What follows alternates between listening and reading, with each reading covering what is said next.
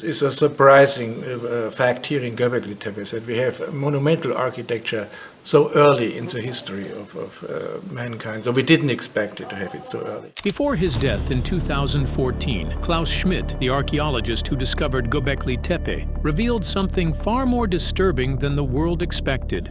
While most people celebrated him for uncovering the birthplace of civilization, Schmidt made another shocking discovery. What he found was not triumph, but collapse. It shook him so deeply that he became convinced humanity had already stumbled once, long before history was willing to admit. Was Klaus's final warning less about the past and more about our future? Join us as we reveal the terrifying truth Klaus Schmidt left behind at Gürcütepe. Klaus Schmidt's shocking discovery. In the summer of 2014, Klaus Schmidt was in Germany, away from the dust and sun of Anatolia, where he had spent so much of his life digging into the deep past. It was an ordinary day near a swimming pool, when his heart gave out, without warning. The man who had become known as the discoverer of Göbekli Tepe collapsed, and with that sudden moment, one of the most important voices in modern archaeology was silenced. But before he passed, Schmidt shared something that disturbed even those closest to him. According to his colleagues, Klaus revealed that he could not keep what he had found hidden any longer. This was not a casual remark. It was a confession of sorts, the kind that stays in memory long after the moment is gone. However, to fully appreciate the gravity of his revelation, it is important to first show you the man behind the myth. Stay tuned. This will be interesting. Klaus Schmidt's life had been built around piecing together ancient stones and soils, but what he hinted at was not about discovery in the usual sense. It was about something he believed was too dangerous, too disruptive to remain buried in silence. In that moment, those who listened to him understood that he wasn't just talking out of professional pride. You see, for so many years, the world had celebrated him as the man who found the first temple, the first evidence of organized human belief and community. Göbekli Tepe became a symbol of how civilization began. The giant T-shaped pillars, arranged in circles and covered with animals carved in stone, resembled the birthplace of religion, the spark of a lost culture. Documentaries called it the zero point of history. Tourists visited Turkey to see the monumental site that seemed to rise like a stage from the deep past. Schmidt stood at the center of it all, with millions from across the world praising him for bringing this story to light. But in his final days, when cameras or headlines no longer surrounded him, he revealed that the true story was darker. What shook him personally was not Göbekli Tepe itself, but what lay nearby, quiet and almost invisible. He had always known the site captured the imagination, but he had also known it told only half the story.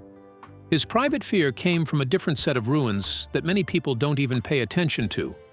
Klaus was worried not because the stones were too large or the carvings too mysterious, but because what he found there seemed to tell of weakness, not triumph. He realized that what he had seen was not a record of how civilization began its climb, but evidence of its first extraordinary stumble.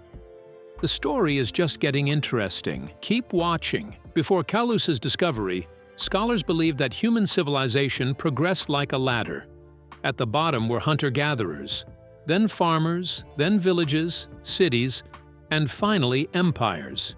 Göbekli Tepe looked like it fit neatly on that ladder, a monumental first step. But the other site Schmidt worked at did not fit at all. The evidence he found suggested that people were not climbing upward without pause. Instead, they were recovering from something. Klaus also believed that humanity experienced failures and collapse during the early chapters. To spread that message as the man who gave the world Göbekli Tepe was no small problem. He had been celebrated as the one who revealed humanity's first temple, but in his own notes and conversations, he fought with a discovery that pointed to the opposite. He saw signs that the first significant construction project of humankind had not been a beginning, but a middle point between glory and ruin. That idea placed him in a difficult position. If he spoke openly about it, he risked tearing apart the clean story that had made his work famous. If he kept it to himself, he carried the guilt of knowing that what people believed about the dawn of civilization was not true. Unknown to many, this tension affected Klaus in his final years. On one hand, he enjoyed recognition, invitations to conferences, and the respect of peers. On the other hand, he struggled with the knowledge that the spotlight shone on only one half of the story. The public saw a man who had brought clarity to prehistory. Behind closed doors, he struggled with a truth that cast doubt on everything from the way we write history books to the way we understand progress itself. The choice he faced was not just about science, but about legacy.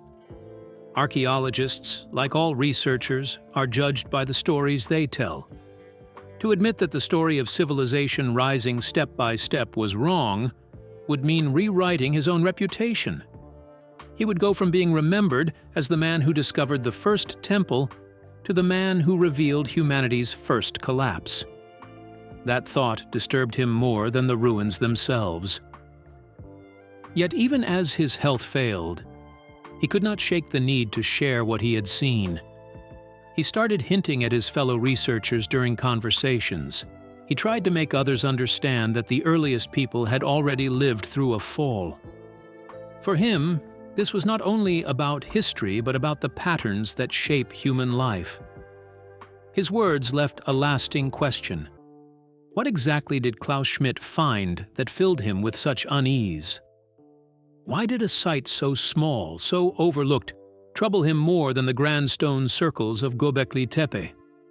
The answer lies in the quiet mounds of Gürcütepe, a place that most people walked past without noticing, but where Schmidt believed the real story of our beginnings was buried.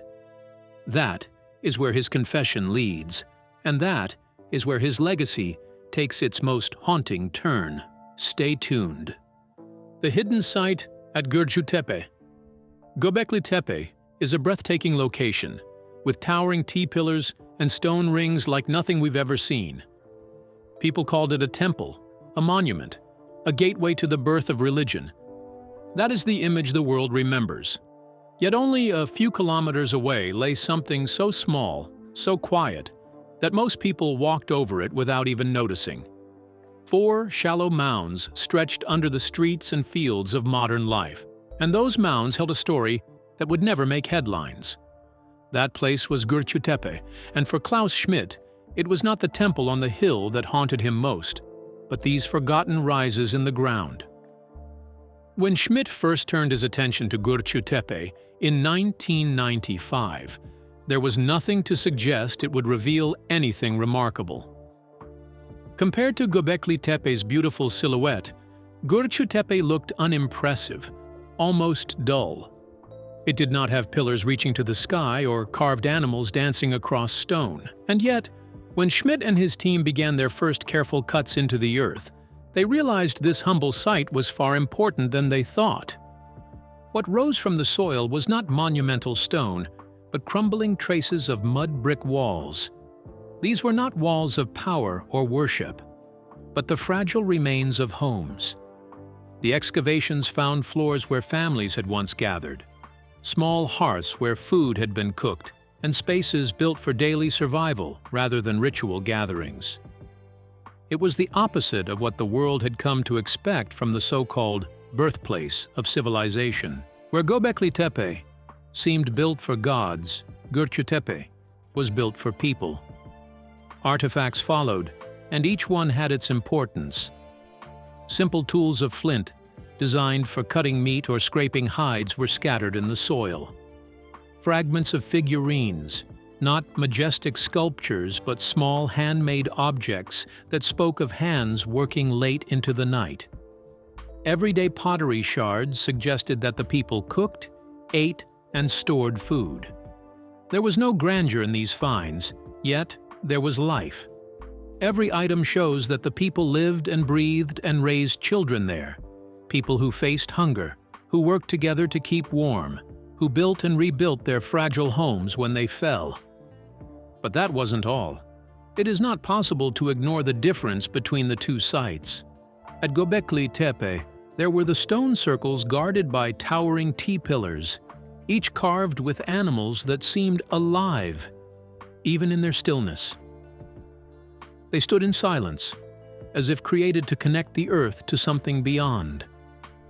At Gürcütepe, there were hearths blackened by fire, small stones shaped into pestles, traces of bones from animals cooked long ago. Nothing about it reached for the sky. Everything about it spoke of survival. Schmidt began to see that these two worlds existed side by side. As if that wasn't enough, the dates showed that Gürcütepe and Göbekli Tepe belonged to the same time frame. That was the puzzle he could not shake. How could a community that was building towering sanctuaries of stone also be living in houses so fragile they melted back into the earth within a generation? How could people who carved lions and vultures into towering pillars also be sitting by small hearths, grinding seeds, and shaping tools with such simplicity? It was not simply the contradiction of ritual versus survival. It was the sense that both belonged to the same hands. The same people who lifted stone pillars taller than men were also pressing mud into bricks for homes that could crumble within years. They carried both visions at once, one of eternity and one of daily necessity. That contradiction left Schmidt more confused than any carving or pillar ever did, because it suggested that civilization was not a clear rise from simplicity to complexity, but a strange balance between the ordinary and the extraordinary, between reaching for the divine and struggling to eat. He could never forget that those who built what looked like the first temple also lived in fragile homes, used simple tools, and lived lives that were vulnerable to the smallest disruption. That reality was different from the story people wanted to hear. The more he thought about it, the more it gnawed at him. What if the story was not about the rise of civilization, but about its fragility? What if the temple on the hill was not a beginning, but a response to something already breaking down? Schmidt never ignored Gürcütepe, but the world largely did. It did not have the majesty to attract attention, yet in its simplicity, it held the bitter truth that history is not always about monuments. Sometimes it's about how the ordinary stands alongside the extraordinary, how survival and ambition coexist, and how greatness can grow out of fragility.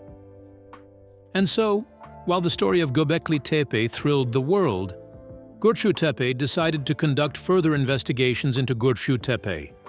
And what he found will change everything you thought you knew about human history. Klaus Schmidt's archaeological findings at Gürcütepe. Klaus conducted some carbon dating investigations at Gürcütepe. When radiocarbon dating results from Gürcütepe first began to arrive, there was little reason to expect a surprise. Klaus Schmidt and his colleagues believed the modest settlement would align neatly with Göbekli Tepe. It seemed logical that the people who carved and hauled massive T-pillars would also have lived in the small homes nearby.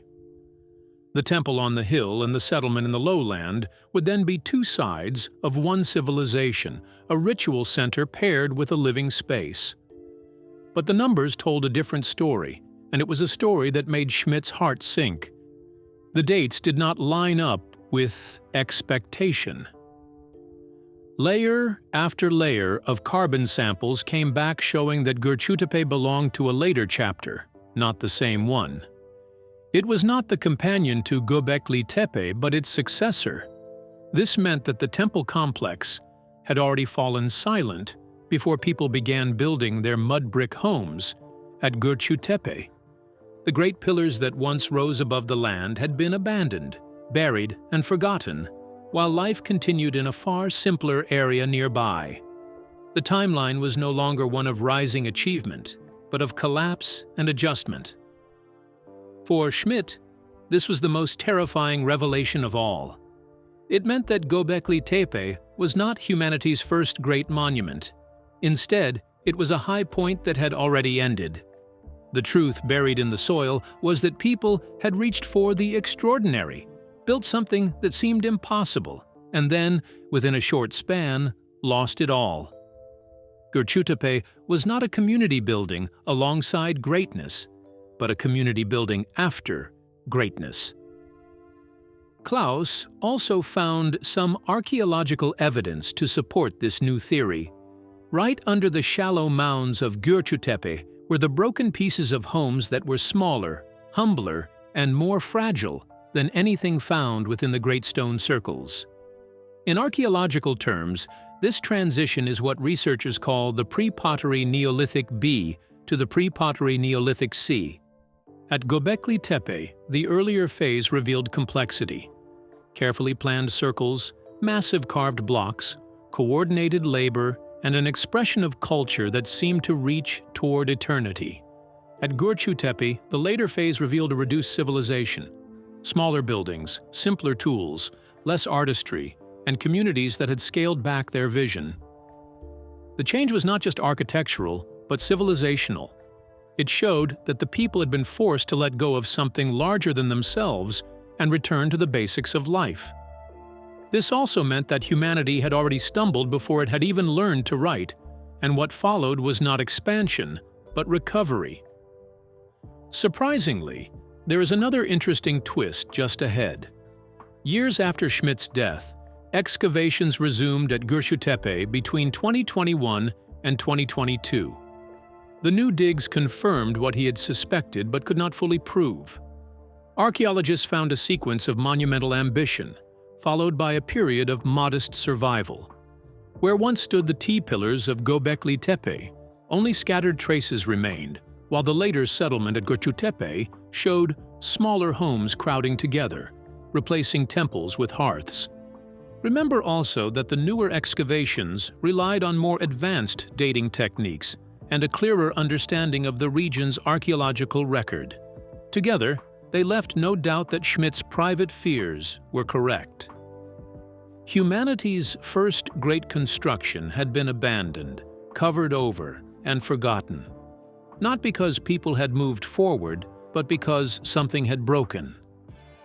By the time the results of the later excavations were published, the world was finally forced to confront what Schmidt had kept hidden for years. Humanity's first temple had been followed by its first failure. The idea was no longer speculation. It was confirmed by the earth itself. What terrified Schmidt was now undeniable to everyone. However, that realization raised more questions than it answered. If humanity had already collapsed once, what had triggered it? What force had silenced the builders of Göbekli Tepe and driven their descendants into simpler ways of living? Keep watching, because the answer will surprise you. Why the Göbekli Tepe civilization collapsed. This story now takes us to around 8,200 BC. According to historians, the Earth entered a sudden cooling period that scientists now call the 8.2 kiloyear event. It lasted only a little more than a century, but for the people of that time it must have felt endless. The world grew colder and drier. Farming and hunting were pushed to the limits. Streams that once fed crops reduced under the impact of drought. Wild herds became scarce, and harvests that had once been reliable failed without warning. People who had invested their strength in building monuments and creating stable communities were forced to face the harsh truth that nature could undo their progress in a single stroke. Climate was only one part of the pressure. Communities at Göbekli Tepe were already structured in ways that required a lot of labor. Hauling multi-ton pillars, carving stone animals, and coordinating the work of hundreds required hierarchy and order. When food became less predictable, this order turned from strength into strain. A system that had once bound people together under shared purpose suddenly became fragile. The division of labor became harder to justify when survival was at stake. Belief systems built around monumental sanctuaries were shaken as hunger gnawed at the edges of daily life. The environmental and social stress contributed to the suffering. Climate disruption weakened the food base. Food shortage strained the social fabric. Leaders who once commanded loyalty could no longer guarantee security. Workers who once gave their energy to raise stone circles now had to turn inward to their own survival. The temples that had once been centers of meaning became burdens too heavy to maintain. What happened next is one of the most telling details of Göbekli Tepe. The great circles of stone were not toppled in violence nor left to crumble slowly in neglect. They were deliberately buried. Soil and debris were piled into the enclosures until the pillars disappeared from sight. That is not all. Some scholars describe their action as a conscious decision to seal away a chapter of their history. They did not erase the memory of their monuments, but they could no longer live in their shadow.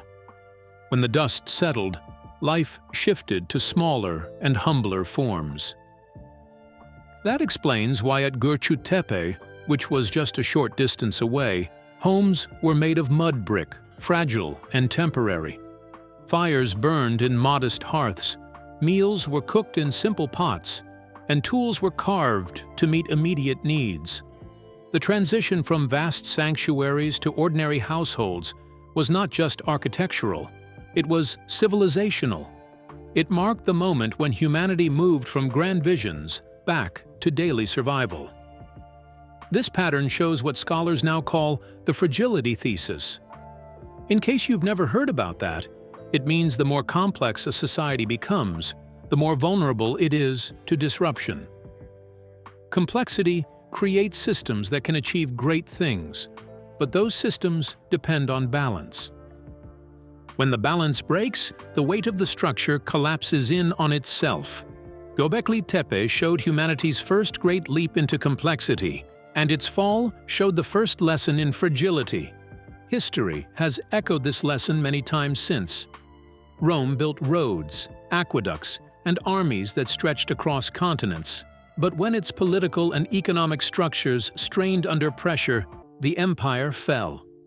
The Maya created cities of stone and knowledge of the stars, but drought and internal conflict forced them to abandon their great centers. Angkor in Cambodia rose with monumental temples and waterworks that seemed indestructible, yet it too declined when climate and social stresses aligned. The same pattern repeats: monument, collapse, recovery. Göbekli Tepe and Gürcütepe were not exceptions but the first cycle of a rhythm that has shaped human history. It is simple. Humanity's first monument was followed by humanity's first collapse, and out of that collapse came humanity's first recovery settlement.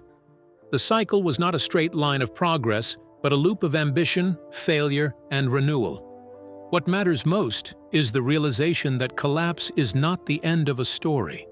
It is part of the story. The fall of Göbekli Tepe did not mean the end of humanity's ability to build, dream, or create. It meant that people adapted, scaled back, and learned to survive until the next moment when complexity could rise again. Collapse was not failure. It was a reminder that growth carries risk, and survival depends on resilience as much as ambition. The mounds of Gürcütepe stand as quiet testimony to this truth. They show that after burying their temples, people returned to the basics of life and endured. From that endurance, history moved forward once again. The pattern that began there would repeat across ages and continents, affecting civilizations yet to come. Yet there is another reality that will shock you. Schmidt couldn't look at a modern city without thinking of the ruins he had spent his life digging up. Every time he saw a skyline filled with glass towers and skyscrapers, he thought of those giant T-pillars standing proud on the hill at Göbekli Tepe. They both looked unshakable, symbols of power and permanence, yet he knew better. Skyscrapers only stand as long as electricity flows, as long as water pumps run, as long as workers show up every day to keep everything moving. The moment these systems crack, the towers become nothing more than empty shells. To Schmidt, it was the same story told in a different language. People building monuments that seem like they will last forever, when in truth, they balance on fragile foundations. And when he looked at the wider world, the story is the same. Climate change is already disrupting seasons, the way the sudden cooling had crushed farming 9,000 years ago. Inequality left millions struggling while others built higher and higher towers, just like the split between workers who hauled stone and those who controlled the rituals. Political fractures spread across nations, faith in leaders wore thin, and societies everywhere felt stretched to their breaking point. Schmidt believed none of this was new. It was the same cycle playing out again. People climbing higher, forgetting how easily the ground could give way under them. The collapse he had discovered at Göbekli Tepe was not just an ancient event. It was a mirror held up to our time, daring us to see ourselves in it. However, Klaus also had a final message for the world. And that brings us to the final part of this story. Stay tuned as we break it down. Klaus Schmidt's final warning. By the time 2014 came, Klaus Schmidt's health was failing. Years of work under the sun, dust, and relentless travel had taken their toll. He felt that time was pressing harder, and with that came the sense of urgency. His greatest fear was not just that Göbekli Tepe might be misunderstood, but that the lessons buried there would be ignored. He knew discoveries fade into curiosity if no one carries their meaning forward. For him, the story of those ancient builders was not about wonder alone. It was about warning. And as his strength waned, he felt he had less and less time to say what mattered most. What troubled him deeply was the march of urbanization, creeping ever closer to the sacred hills. Roads, concrete, and new developments spread like vines, threatening even the stones themselves. It was a bitter irony to him. The very symbols of humanity's earliest leap into organized life now stood at risk from the modern world's appetite for expansion. Protecting Göbekli Tepe meant more than guarding history. It meant guarding a mirror that showed us who we are and where we might be headed. He worried that once such mirrors are broken, people forget what they once revealed. In his last years, Klaus believed civilizations become most fragile when they convince themselves they cannot fall. Ancient farmers had thought the same when they built temples taller than anything before. Rome once believed it would last forever. Angkor rose with waterworks so vast they seemed eternal.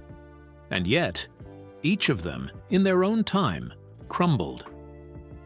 The belief in invincibility, Schmidt thought, was the very seed of collapse.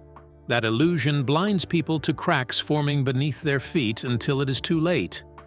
What haunted him most was not the fall of the ancients, but the patterns he recognized in our own world. Skyscrapers rising skyward looked to him like echoes of the T-shaped pillars at Göbekli Tepe.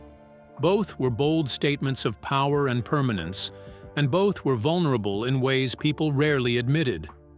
A skyscraper needs power grids, networks, supply lines, and countless hidden systems to stay alive. Remove them, and the giant turns hollow. In the end, those modern towers were no stronger than the stones half buried in Anatolia. Schmidt's greatest plea was simple: to learn from collapse instead of repeating it. There is another interesting twist. He never asked people to stop building or to turn away from ambition. What he wanted was awareness. Societies should not confuse size for strength or complexity for stability. Complexity, as he saw in every ruin, brought vulnerability. Each step of growth made a civilization more impressive, but also more fragile, because if one part cracked, the whole could tumble down. The lesson was not to stop growing, but to grow with care, knowing the risks hidden within the climb. Even as he spoke, Schmidt feared that the collapse of our civilization is probably not waiting in the future. It was already repeating. Food systems were straining, and divisions between rich and poor were widening. He saw unrest in nations, mistrust in governments, and cities growing so fast that they consumed the very land needed to sustain them.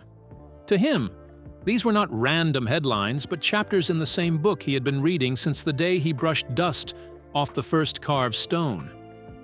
For Schmidt, his true legacy was not the discovery of Göbekli Tepe, but the warning he tied to it. The stones would stand regardless, whether people understood them or not. What mattered was whether humanity took the message seriously. He did not see himself as a discoverer of a lost temple, but as a messenger carrying a lesson across 12,000 years of history. That lesson was simple. Collapse is not the exception. It is the rule. Survival depends on whether we face that truth or deny it. In the end, his question was not for academics or historians, but for all of humanity. Would we recognize the path we are on? Or would we walk into the same traps as those before us?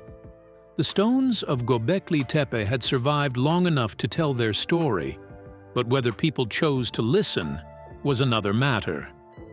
Schmidt left this question hanging, heavy and unanswered. Thank you for staying with us.